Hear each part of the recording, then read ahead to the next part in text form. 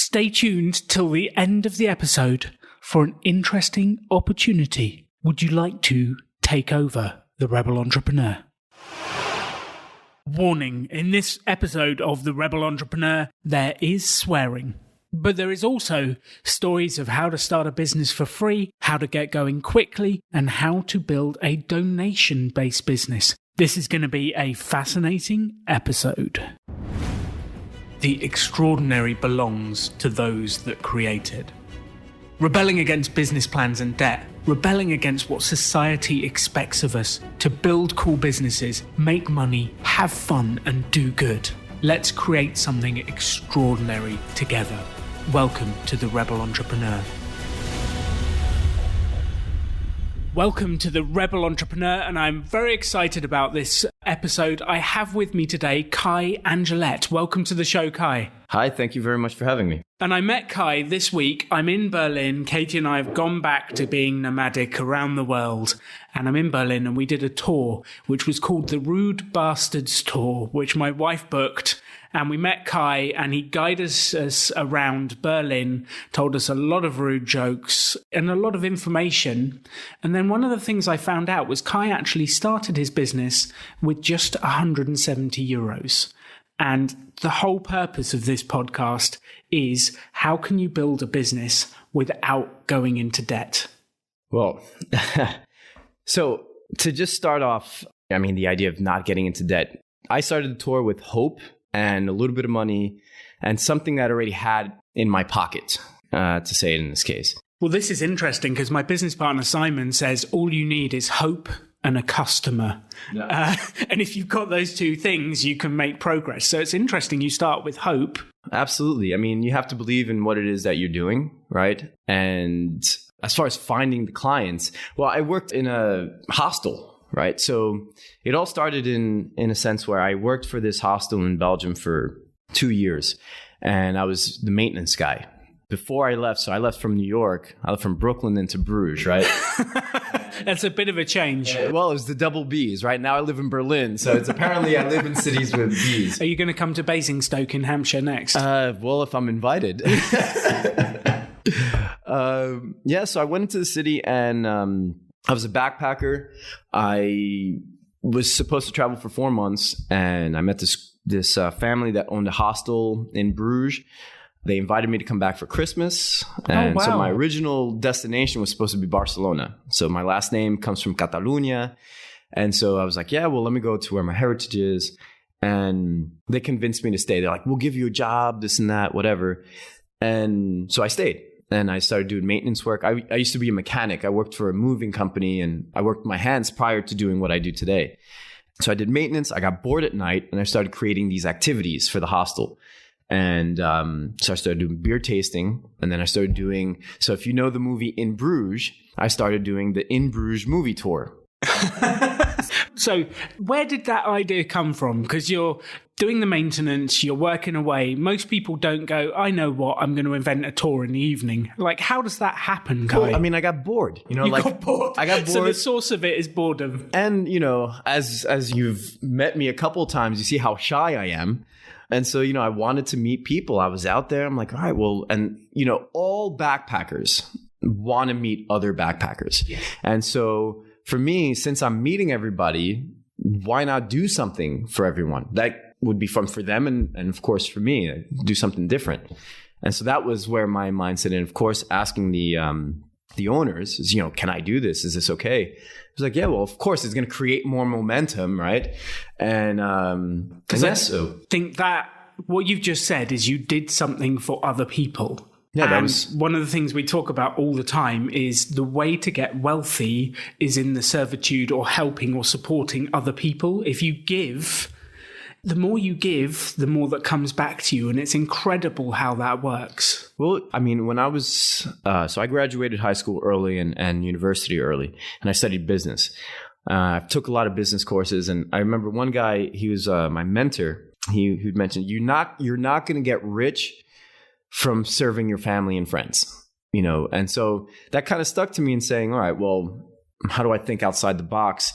But serving people has been better than money at this point, where people acknowledge the type of work that you do. And I've always seen that, you don't look at what the money's about. You just follow your goal and everything else comes with it in the end, as in hope, at least. Right? But anyway, yeah, so I was serving these people doing this beer tasting, and this guy, Gio, he's American. He's a photographer. He's from Alaska originally. And so I met him, and he was like, oh, this is a really good concept. I like what you're doing. And so he did all my flyers for the hostel. Did he? Yeah, so he did all these really sick flyers. And that's what really started attracting people in the hostel. And so I created this tour based on the movie, because when I moved in Bruges, the movie was about 7 months later was when they stopped filming it, was when I arrived. So it was just finished. So it's fresh. Filming. Yeah, it's still fresh in everyone's mind. And so I made it on the concept of the movie. And to kind of just make a long story short, so that's how it all started. The hostel, the family screwed me over. Today, we've gotten back together and we're all good. But, 13 years ago, they screwed me over. And I was like, well, forget this. And I started soliciting to all the other hostels in the city and saying, all right, look, if you promote my tour, it's a donation-based tour, I'll give you, commission on it. And so when I did this, I was with my girlfriend at the time, and I had nowhere to go because I was staying with the hostel owners. And so I was living with her, and I had 170 euros in my pocket. And I said, shit, man, I don't know what I'm going to do. Like, I really don't know what I'm going to do. So I had all the flyers, had all the posters, and I went to a print shop. I spent 90 euros. You spent 90 of the 170? Out of 170 euros, I swear to God, man. So I spent 90 out of the 170. And I was like, I went to all the hostels. I said, well, what slot do you want? This is what you're going to post. You can sell it to all the people. And then I had, this amount of money left. I was telling my girlfriend, I don't know what I'm going to do. And within 2 weeks, I started getting clients. And in 1 year, it became the hit. And so I was making money. I was actually making money. And then I started doing a beer tasting with the other locations. And within a year and a half was the thing to do in Bruges, especially for backpackers in this case. And then that was the beginning of kind of a 10-year run of expansion and headaches and everything that you experience when you're starting up a business and doing things you don't know. You're just going at will in this case. So I think there's two things I'd love to highlight for the audience from what you said. Number one is you just did it.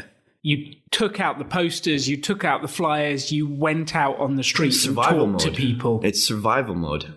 That's all it is. And sometimes you have to get to that point to force you to take the action. And actually what I want to say to everyone listening is don't wait for just having 170 euros to force you to take action.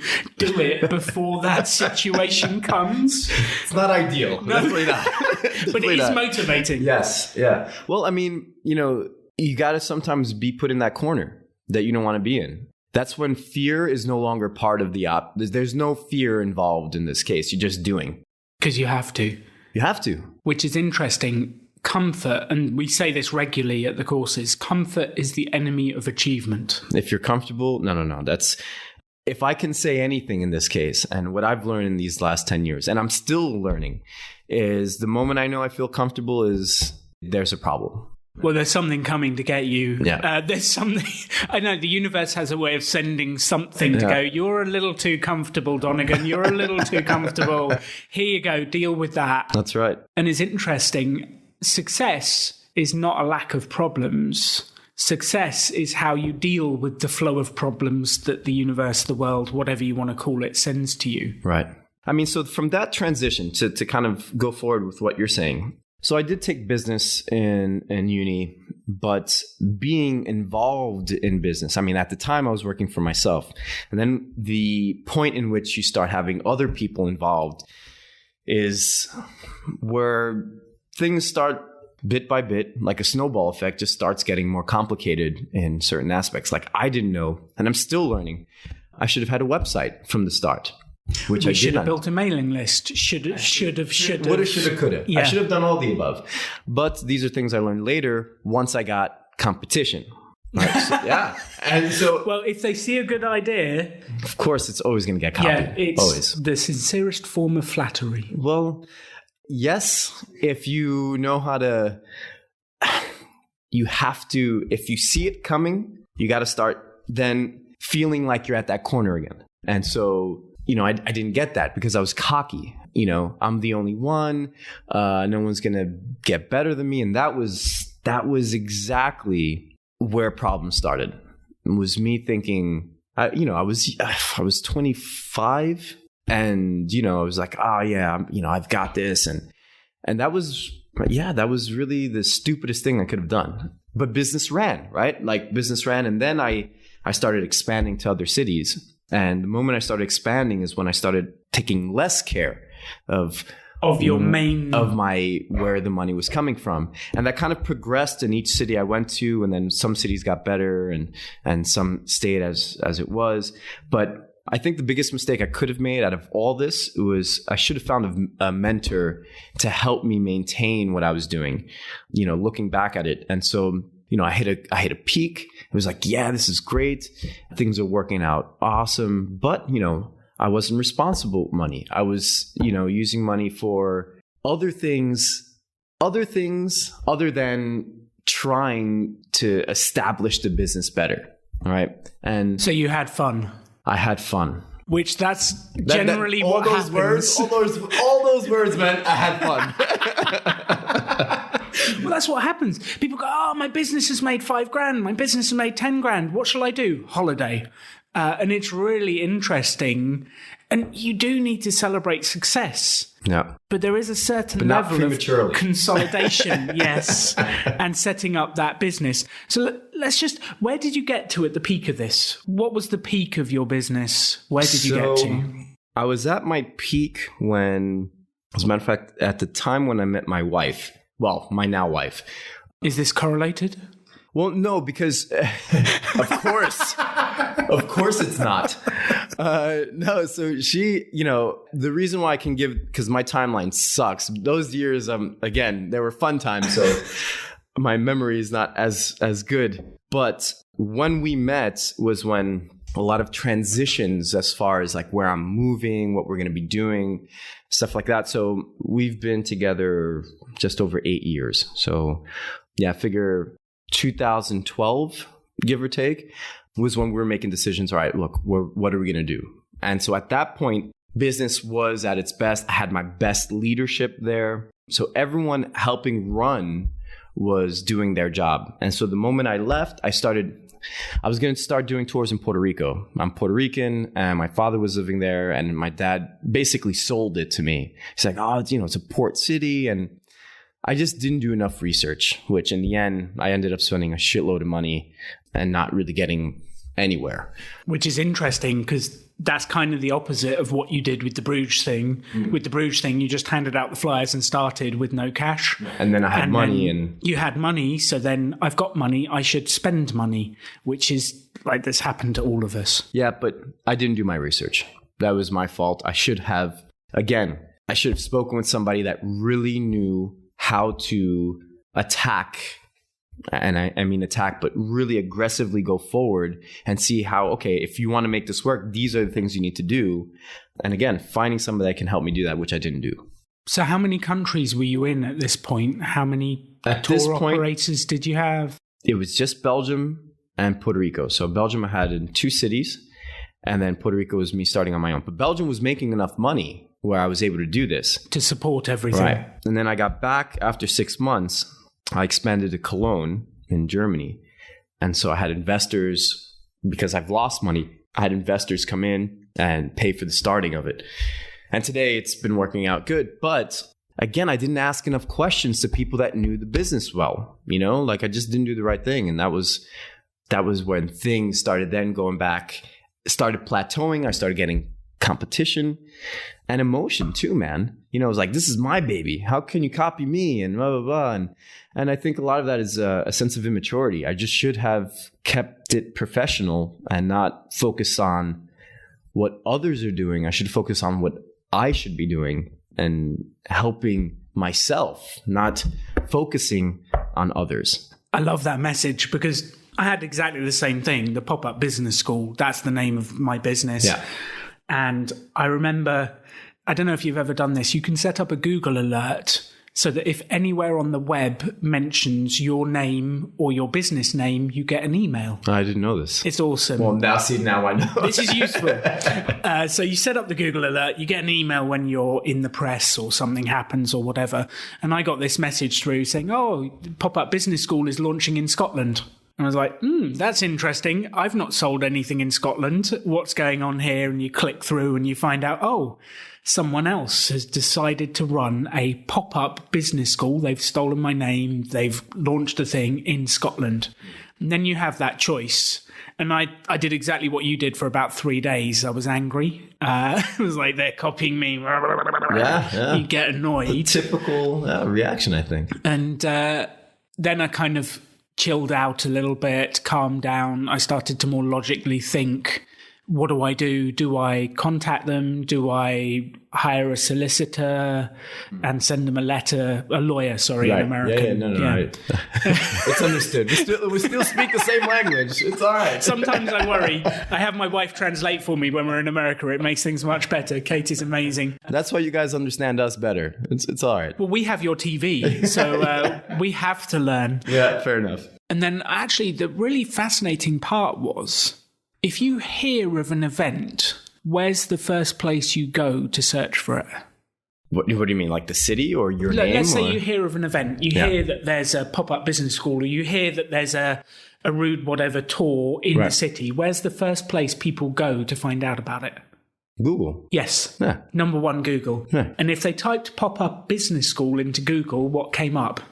Your name. My website. Yeah. So it was really interesting. I had a bump of traffic to my website in Scotland. So that actually helped you. It helped me. Yeah. And we landed our first bit of business in Scotland after that. And I'm pretty sure it came through his promotion. So it's really fascinating. Interesting. My current theory on this is the best defense is not necessarily the intellectual property defense. Yeah. It's being top of Google for your name. Right. So that if anyone Googles that thing, they only find you. Right. That, for me, has been the best defense, because you really type interesting. pop-up business school in with the first 100 results. Yeah. You type my name in, apart from one really annoying one on page 1, I am the first 5 pages. Yeah. So I feel that's the best defense for that stuff. In this case, yeah, that's true. The only problem on my side, so the company's called Can You Handle It Tours, Yes. right? And so every city, in essence, are themed tours. And so most of the tours that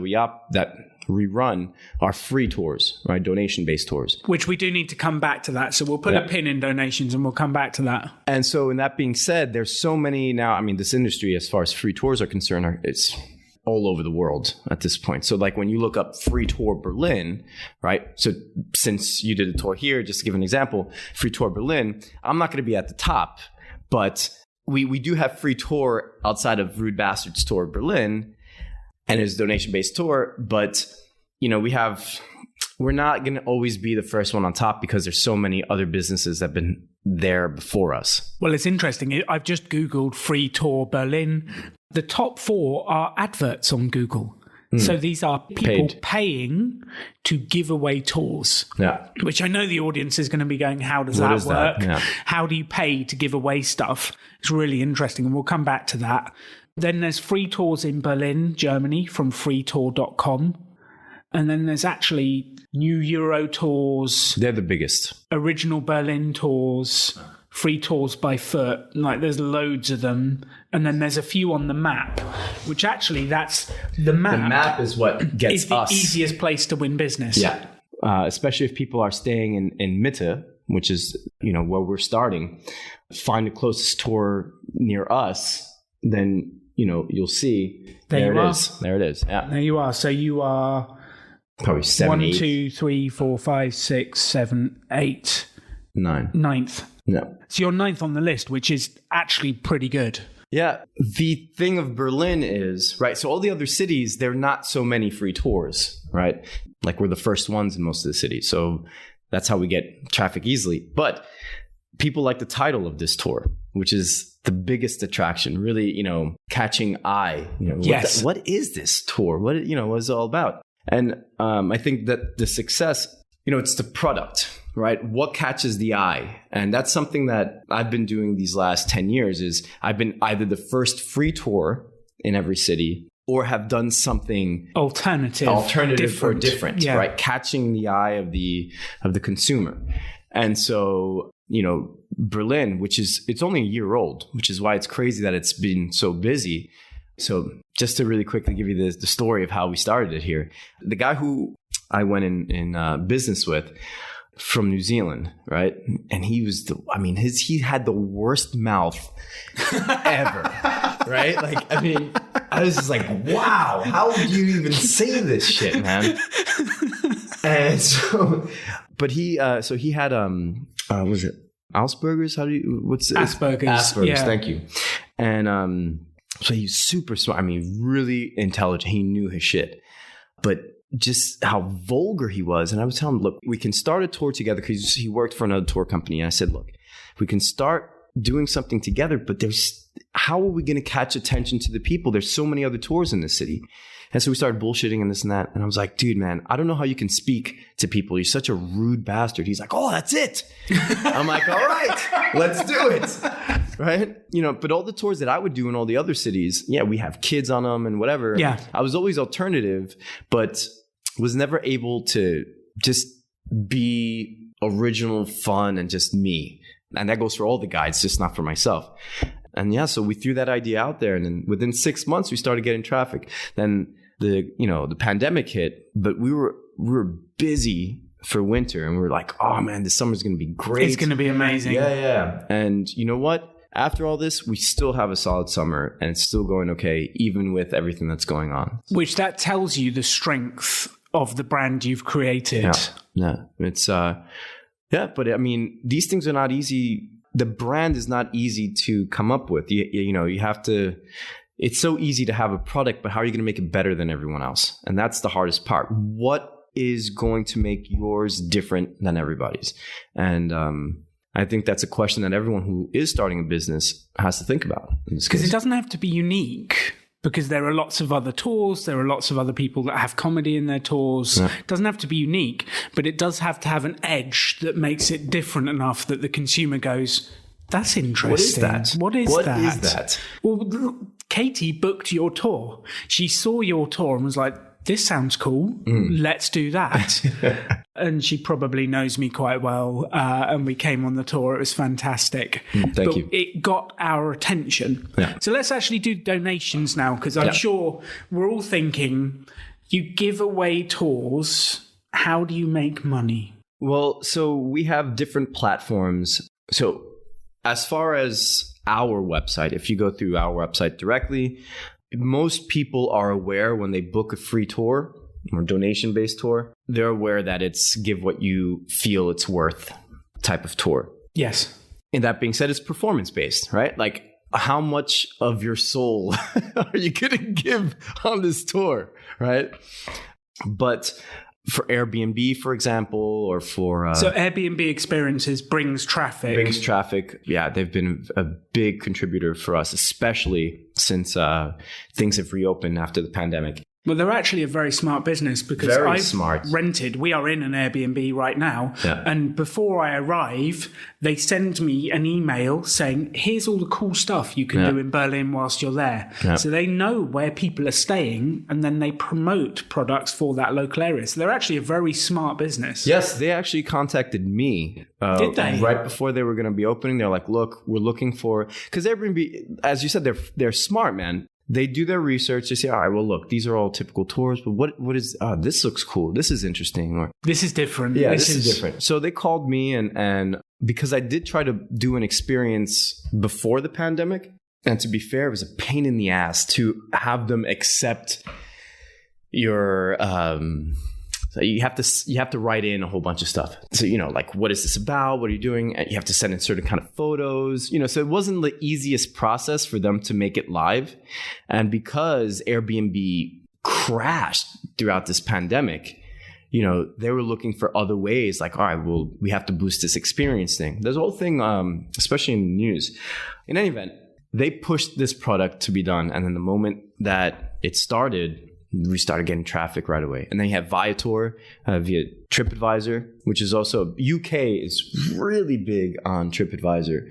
And so those are our networks that we use to create traffic for us. But those two networks, do they charge you per customer? They charge you per customer. So it's like I believe it's a €3 fee per person or something like that, which a percentage goes to the Airbnb or TripAdvisor, and then a small percentage goes to the company.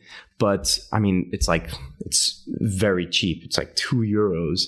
And then we give the guests the option, look, all right, you paid a deposit, but if you really enjoyed the tour, thanks for your additional donation. Well, I actually think it's very smart to take a deposit of €2 to €3 because I'm sure it improves your show up rate. Yeah, absolutely. And so, having those networks, Airbnb, TripAdvisor have been excellent. And then my website has been, it's been getting more and more traffic. Some people that don't want to pay the deposit will be like, oh, what's this rude bastard? And they'll book through us, which creates traffic to us directly. Kind of similar in your case when you were mentioning before. But the donation, to kind of retract to that, it is a show. When myself or any of the other guides that go in there, we do our best to give 110%. And most people are more than willing to give something at the end, seeing that, wow, this is a really quick 3 hours we just had. And we got to see it flew by. Yeah. And if you have that feeling, we did our job. Yes. You know what I mean? Well, it's the same I say in movies. The determination of whether it was a good movie or not is how long did it feel like you were in the cinema? Oh, it's over? Yeah. He's like, I want more. Give me more.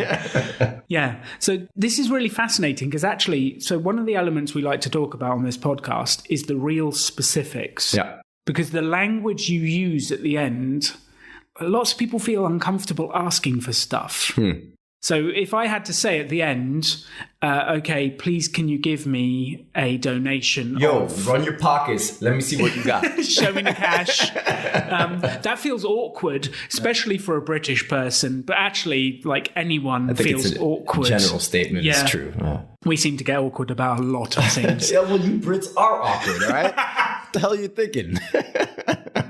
So how do you ask? What's the vocabulary you have found works at the end of a tour? I mean, I can give you a quick list of frustration because this is a both-sided scenario where it's uncomfortable. It's not just you, it's also me.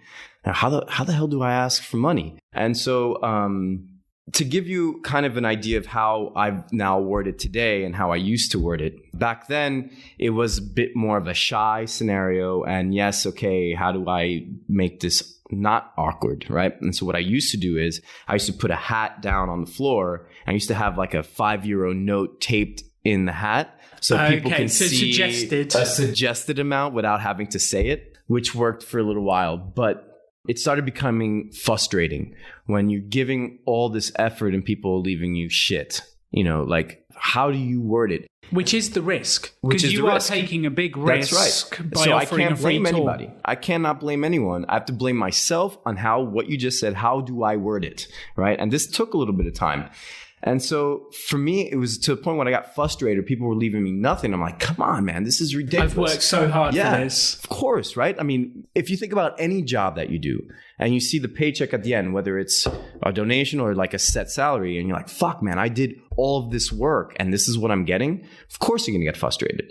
And so in this case, I remember one time it was just straight out, look, I've given you this amount of time. And if you're going to throw me a couple cents or this and that, put it in your pocket. Obviously, you need it more than I do. Right. And that's kind of like the first attitude that I started with. That's a little bit bold. And then people were like, and so that was like when people did throw me money, I'm like, shit, I should be an asshole. I should be an asshole every time I do this. Right.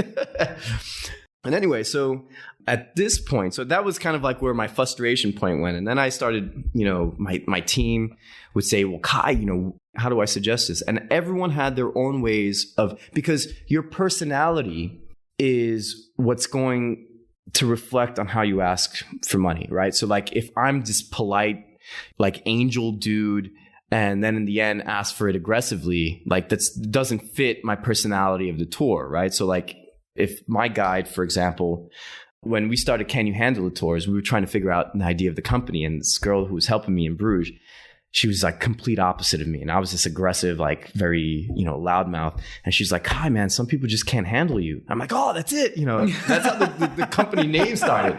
Anyway, so I'm saying this example because she had a different approach on how I would. And so we all gathered together and we thought of different things. And you have to do it based on your personality is the first advice I can give in this case. As far as what I do today, because I'm usually always joking around or sarcastic and what have you, right? It makes it easier. I say, for example, thank you very much for joining the tour. Now there's that really awkward moment that all of you run away. And I said, and I tell them, look, it's never easy to ask for money. Right? So I did figure out a way on how we can make this as comfortable for all of us as possible. So if you do not know how donations work, it's quite simple. See, what you do is you go into your pocket, you take out 20 euros, and you give me your wallet. Okay. If you're we all laughed at that point. Everyone laughs. So, that's one way to approach it, to kind of ease it up. Some people can go on more of a serious sense, like, well, look, what is this tour worth to you? If you want to give me 5 euros, thank you very much. If you give me 10 euros, I'll give you a hug. If you give me 20 euros, I'll go to your house, whatever. So it includes some humor and energy. You have to, anything that is uncomfortable, if as the presenter can make it as comfortable as possible, it will be comfortable for everyone else. And, I think it's all about the person that is presenting the final scenario. Like, if I am visibly awkward, people are going to be just as awkward. Well, you feel it. For sure. Awkwardness transmits, humor transmits, the other person feels whatever emotion you're feeling. Absolutely. So, in this case, you just really try to maintain the same type of structure you have done throughout the entire presentation. And so wording, I don't say, give me tips, give me donation. Donation just sounds nicer, it's you wanting to give something, not you. Tip is more like you have to leave this. You've also very subtly told us the amount to give as well. Because you said, take out the 20 and give me your wallet. So you put the $20 mark in the thing without actually saying it. And that actually really helped me, because I was like, I don't know how to price this. I don't know what to give. Right. Oh, he said 20. Perfect. That sorts it out. There you go. And I felt comfortable giving that. It is a subliminal. Had a fantastic time. Thank you. Yeah, no, I mean, again, there's no pressure, right? Like, these are people that give what you want, and we appreciate it, period. And the other thing that helps is the reviews. If you leave a positive review, again, creates traffic. Word of mouth. All these little knickknacks that create momentum is so important for any type of business. Talking to people, opening your mouth and saying something to somebody about whatever. You found out on how I started my business based on a really simple question. I don't remember exactly how it was approached. I don't know if it was Katie that asked and so, these little questions, I ask questions all the time, right? And so that is what helps me with my tours, for example. Well, it's interesting because one of the statements I repeat is the quickest way to be interesting is to be interested. Yes. So if you start with questions, I mean, you're running a tour, but you still ask about the people before you even start, which I love. No, I'm generally interested. It's not. You don't have to work at it. You are a curious person. Yes. Yeah. And I think that's a really important thing, because when we decide we stop learning, we are dead. If you are open to learning one new thing a day, at least, usually that's by asking a question, whether it's internally and you have to research it, or asking somebody that's in the profession, or asking Google, or you can ask anyone. All the above. Yeah. But you have to have that general interest. I think that's important. Well, that's an interesting one. Can curiosity be created? I think the best thing. Okay. Fair question. I think that it can be created if exercised, because if you are, let's say, a little bit antisocial, for example, and you're trying to learn how to be able to talk to others, generally the person we speak to the most in our lives are ourselves, right? And so what are you interested as your own person? And generally the best thing to do is look at people that are doing kind of like what you're doing, or like what you like, and that's an easy way of saying hello and kind of seeing what else they're interested in. And there's nothing easy about leaving your comfort zone. You just have to do it. And when you start getting good at it, interest is automatic and you don't even realize it. I love that. Yes, because leaving your comfort zone, the first time you ask the question, the first time you approach a stranger, the first time you ask for money. First time is always weird. The first time is always weird. Are we still talking about business? I hope so. Yes. The first time is always weird, but you get past it and then you go, actually, this works if I say it this way, if I do this thing. Right. Yeah, and you learn ways to make it comfortable. Yeah. And then all of a sudden you go, oh, this is not that weird. This is fun. Yeah. And actually, what I have discovered is your success in life is directly related to the number of awkward moments you can get through. Yeah. I remember so the guy, my mentor, when I was from 18 to 20, I was doing an online business. And I was also quite unsuccessful with meeting women, right? And he's like, dude, it's the same thing as business. You know, you'll eventually be able to hang out with one of these girls, but you have to ask at least 10 to at least get one's number, right? And it's the same thing when it comes down to business. Don't expect that everyone's going to want whatever it is that you're offering. And if you're that discouraged after one person, you have to reanalyze your mindset, because any person that is successful, I speak for myself in a sense, I'm not that successful, but I've maintained a decent life and working on making it better. But you have to mess up a lot in order to, life is messing. We're human. We're going to mess up. And as long as you learn, this is a repetitive statement, as long as you learn from your mistakes, it's only going to get better. But if you keep doing it, what is it? Insanity, right? Definition of insanity, doing the same thing over and over again, expecting a different result. So do a different thing, man. That's it. It's that simple. Keep trying different stuff. Yeah. So where's next for Can You Handle It tours? Where are you going, Kai? What are you doing with this business? So the idea is, Rude Bastards, this specific themed tour is what we're looking to expand. And so kind of giving the options of clients to have more traditional but alternative tours, and then the adult tour, which I found, when we started this tour, we thought it was going to be the target market that we assumed it was going to be was between 18 and 27. Ended up being 27 and older.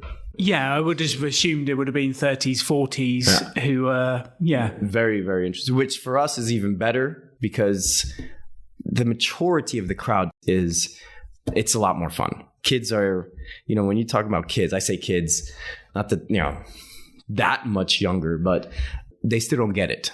18 to 25, they're just still not there yet. But to expand this theme, this concept into other cities is the future. So what's the model? So let's say... Franchising.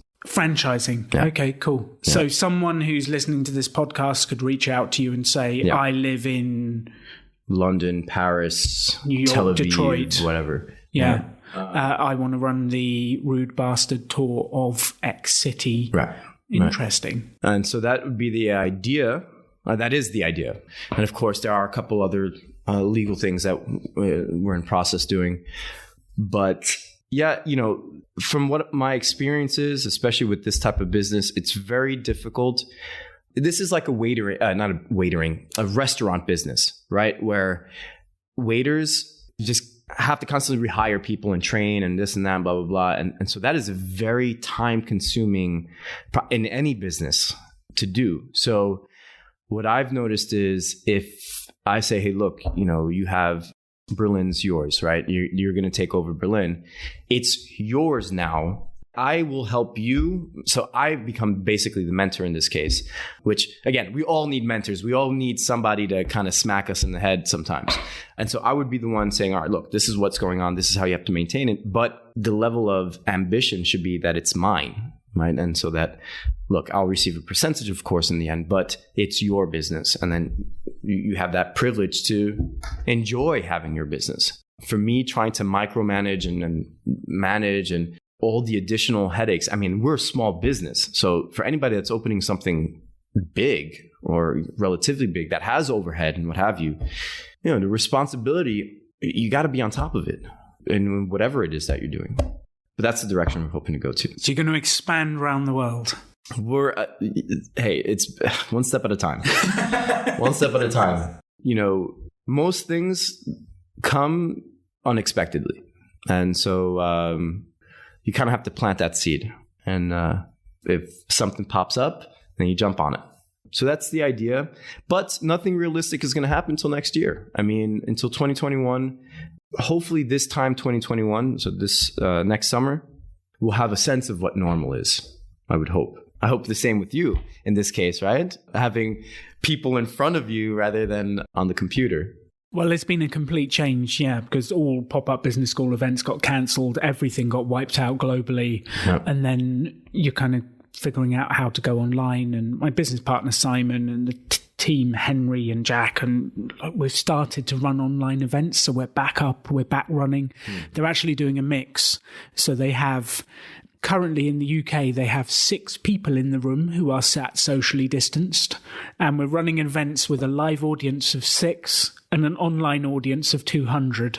Nice. And it's really interesting. So they're trying to do it where they had, and before this week, before things got worse again, you were having 20 in the room socially distanced, but it's gone backwards slightly. Yeah. But yeah, you try and reimagine it and you just try and bounce back and do whatever version you can. Look, this whole pandemic is a real test to patience.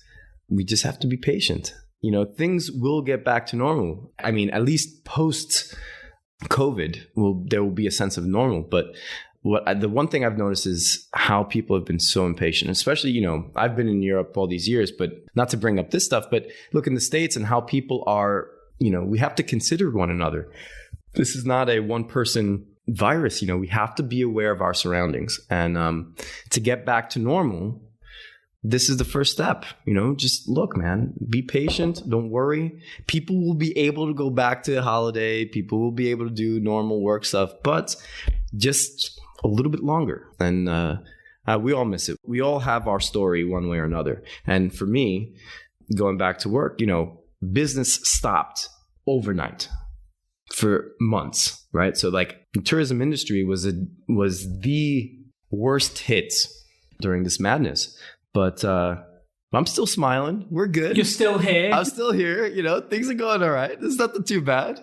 So, you know, just got to stay positive. You got to keep your head up high and talk to the right people, you know, especially when it comes down to business. I am constantly trying to find the people that doing things that where I want to be at, you know, what have they done? You know, working out. I work out when I'm super stressed. It's like, this is the best time for me to clear my mind. Right. And so, I mean, I guess the best thing I can say is, you know, you have to be patient and ask the right questions. Have to ask the right questions. Even if you're gonna, you know, if it sounds stupid, you're not stupid, you're just dumb.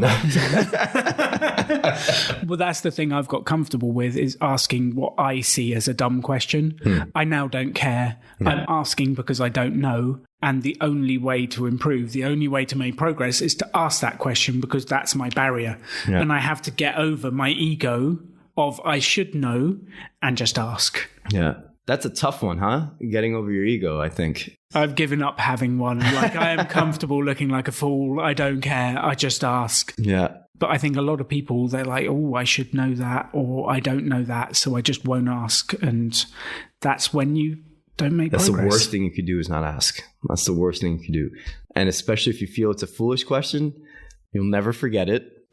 And when someone else asks it, you'll be like, oh, I know this one. So no, the idea of being able to let that go is very important. I mean, for me as well, which is why I always ask everything. People ask me questions. Sometimes I'm like, fuck, I don't know this question. I don't know the answer to this question. You know, better Google quick. Yeah. So when I'm stomped like that and I get the answer, it's an answer I'm never going to forget. And so if you learn one thing, that's that one thing you learned that day, right? Whether it be something as silly or as important as whatever it needs, you know, that you were asked, or so on and so forth. But yeah, that's it, man. That's the idea of it all. I love it. So if the people who are listening, if they end up, where are your tours running at the moment? Just Berlin, or? Currently, we are in partnership in Bruges. Everything can be accessed through Can You Handle It tours.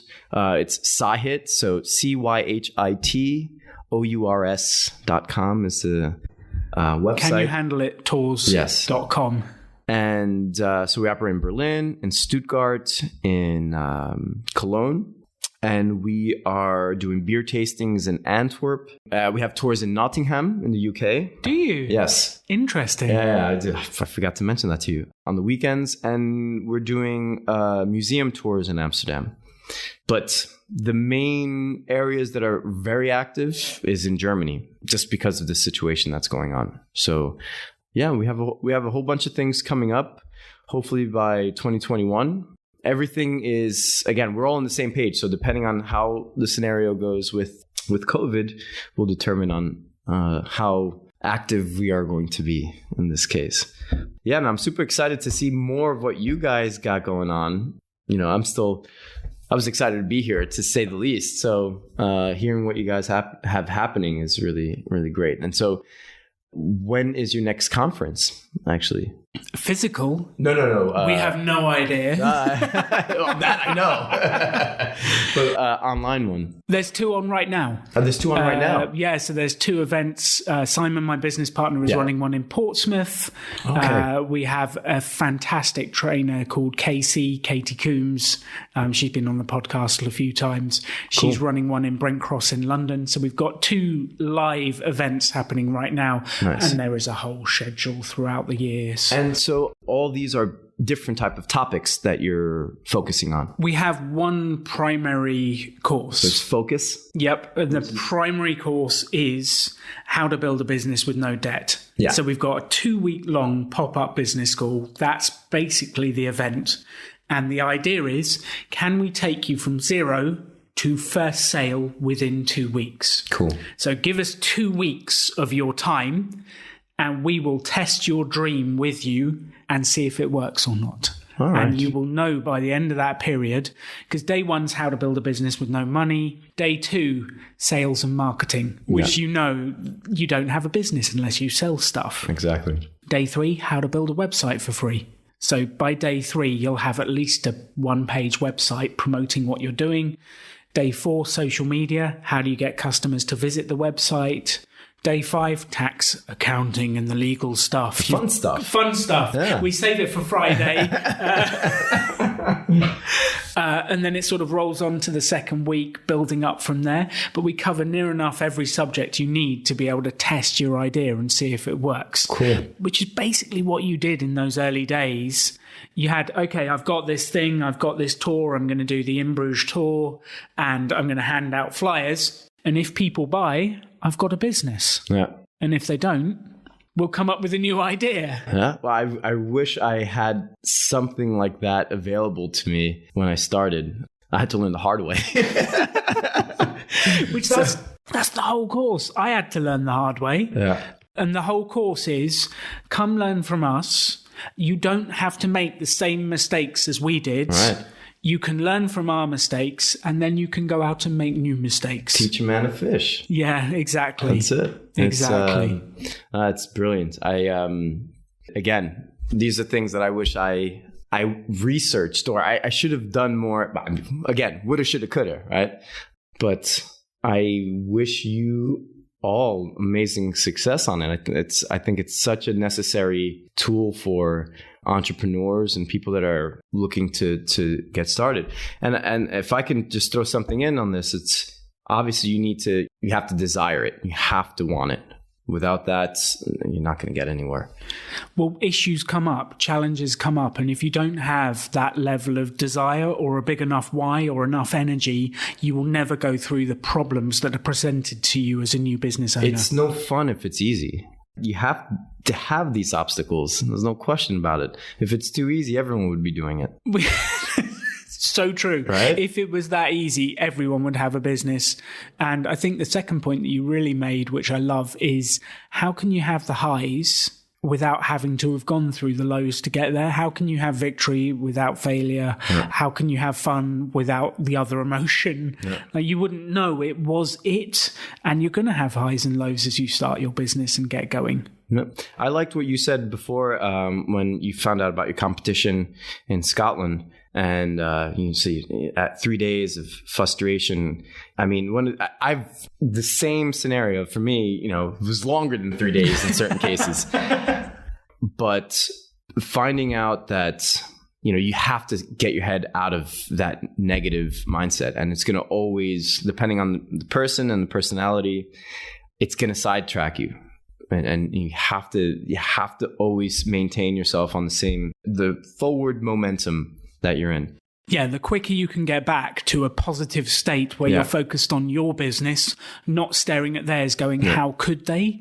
The quicker you get back to focus, the better you will succeed. And also seeing what the hell they're doing. It's like, all right, well, bastard, that's a good idea. You take that and you start using it. Or, all right, that sucks anyway, and I like what I'm doing. Well, those, of course. I mean, look, what I've realized is I've been too nice. And business is cutthroat, man. Certain cases it's not easy to be in certain cases, and to maintain your cool, it's tough sometimes. As far as what I've experienced in this case. Have you? I think I have. Or you people in the UK, or you don't say that shit. No, I have a strategy of I go out there open-hearted, 100% trying to do good. Yeah. And things happen and stuff happens, but what I have discovered is if I am 100% open-hearted with positive intentions, the universe looks after me as I go along. I have to agree with you 100%. And I am strangely lucky. I am strangely cared for by the world and people. And I don't know, it's a very strange thing, but the more defensive and negative I get, the worse stuff happens to me. Yeah. The more positive and open I am. I think the same bad stuff happens, but it kind of seems to bounce off and good stuff happens alongside it. And I just keep going. And maybe it is the negativity actually scares off the good stuff happening. It's true. I think, definitely I agree with you 100%. Out of anything negative that goes on, whether it be business, life, what have you, there is always something positive that comes out of it. Always, without question. And the hardest part is maintaining the positivity. That's the toughest part. And I do my best to do the same as well. I do my best to do the same. Because it does get to you occasionally, like it can or not. Well, life isn't just business. You have your personal life. You have, personal being your spouse or family. There's a mixture of different things that is involved in one's life. And so having a center, which is positive, is absolutely the direction to go to.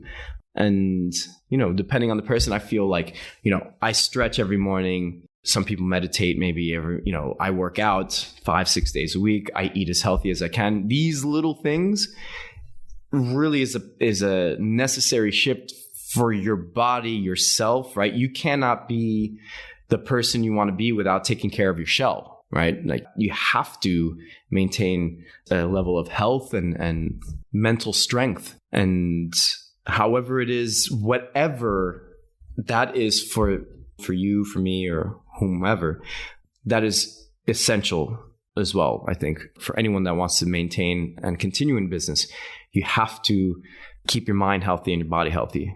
See, I feel like that's a lovely closing message for the podcast. It is look after your energy and yourself because it's the only one you've got. That's it. And if you don't have that body and that energy, how could you ever build a business or look after your family or do whatever you want to do? All the above. Yeah, all of the above. Yeah. Kai, this has been so much fun. Likewise. Give us that website one more time so that people can find you if they end up in Germany or Nottingham randomly or Bruges. If they end up there, how do they find out about you? So you can check out CYHITOURS.com. That's Can You Handle It Tours. And we're operating in Germany, Belgium, UK, and the Netherlands. So, and maybe you'll see us in other places. We'll see what happens. Well, good luck with the global expansion. Go get them, Kai. You've been fantastic. Thank you very much for having me. Now, that was a fascinating episode with Kai from Can You Handle It Tours. Now, I wanted to wrap up and give you what I think are the really key points I would love you to take away from this conversation with Kai. And the first is, he did something for free and asked for donations. And that is a fascinating way of doing it. He just put it out there, he made it happen, and then he asked for donations. So there is a very low risk way of starting a business. Number 2, he said that in the early days, he didn't get that many donations, that many tips, and it wasn't until he found a comfortable way to ask for the money that he actually got the money. And here's the key bit. You have to ask to get. People aren't going to think, I'm going to give this, I'm going to give that. Some of them will, but not many. You've got to ask. So find a way to get comfortable asking for what you want. Third thing I wanted to say to you is that he focused on giving amazing tours with energy. And I think that's the key to all businesses is what are you giving? And put it out there with huge energy and serve other people. Every business helps other people. Otherwise, they wouldn't be paying you money for it. So what are you giving? And focus on doing that with energy. Remember to ask for the cash as well. And the final thing, the thing that I would love you just to take, Kai just did it. He did it. He didn't ask for permission. He didn't ask, why me? I'm just the maintenance guy at a hostel. He just put on beer tastings and he just ran a tour. He just did it. If you've ever wanted to test your idea, just do it. Just make it happen. If you have an idea, test it. Do a version. Get it out there. Launch it. Do this, do that. Make things happen. And it is the magic of making things happen, testing those ideas, that the source of your income could come from. If you never test the ideas, if you never put it out into the world, you'll never know what might happen. Thank you for listening to The Rebel Entrepreneur. And the thing I would most love you to do, get out there and test it. So I came up with the idea the other day that I wanted to do podcast takeovers. Now, what is a podcast takeover? Well, basically where it's someone who comes in and takes over an established podcast. And so I was thinking, who would I want to take over my podcast? And I thought, maybe it's you. So what we're doing is we're going to ask if you want to take over the Rebel Entrepreneur podcast. Come on, do the introduction. I'm feeling a bit nervous saying this. Do the introduction and host the podcast and interview me about a different subject.